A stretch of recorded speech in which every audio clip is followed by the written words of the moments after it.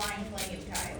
So I don't need, Do I try it? you don't need the paperwork for you to go flying. At the Rehabilitation Innovation Center, we created a Health Tech Innovators experience where students take on real-world healthcare challenges. This year, we focused on adapted clothing and designed a hackathon. This involved designing solutions that support independence and dignity and ease for individuals with varying mobility, sensory, and medical needs. So our first step was to introduce students to the concept of adapted clothing, who it's used for, why it's needed, and the solutions that it helps create for individuals. I actually got to meet the client that we were doing this for, our volunteer Marley. She's a young girl with cerebral palsy, and she has a very long medical history. Being able to sit down with her and her mother, get a window into her daily life to learn about the challenges that she faces. We're working with a stroke survivor, and he wears a device on his left leg and has difficulty getting pants on and off without that device getting in the way. It's a child with a Angelman syndrome. We then introduced them to entrepreneurs and innovators who have developed companies around adapted clothing, and they got to hear real-world use cases of what it's like to bring something like adapted clothing to market. I'm a medical student. Everyone in my family is an entrepreneur, and I see the opportunity to create something that solves problems for people, and it's like, wow, in healthcare,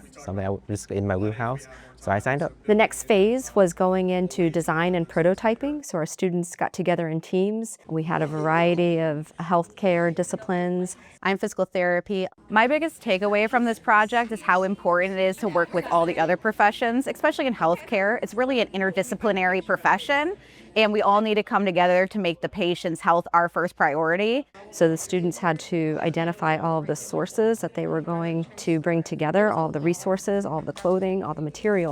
The third phase of that was coming together to the hackathon, getting acquainted with their materials, reevaluating the design, prototyping it, and then actually adapting the clothing and making those very first cuts into the material. I am a third-year mechanical engineering major with a minor in bioengineering. A lot of times engineers think of this really cool, innovative idea, but sometimes the comfortability and practicality of a human actually using it isn't the most ideal. We really wanted to make sure that it would adapt well with the device he already has on. We did materials analysis on exactly what magnets we wanted to use. We wanted to make sure that they were small enough, had the proper amount of spacing. The parents of the client said that they really like when playing this because it's a tactile sensory and also it's directional. So we want to make a pocket on the pouch of the shirt that when they play with, they can change direction.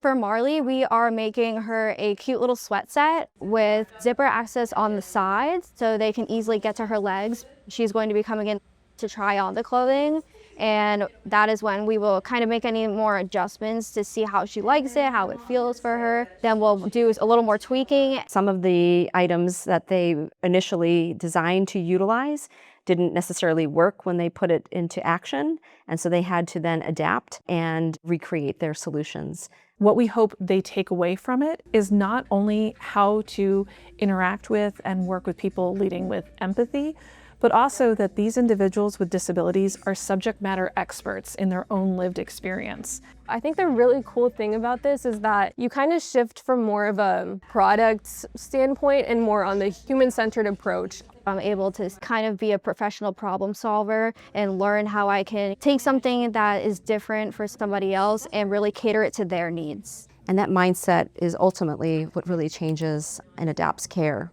When we design better solutions, and we are not just changing clothing, we're actually changing how people move through their daily activities, how they feel about themselves, and how independently they can live. This is an amazing project that I've been able to be a part of before I go into school to become an occupational therapist. I've been able to do something that I've never done before, go through the hurdles, and be able to succeed, which is exactly what innovation means.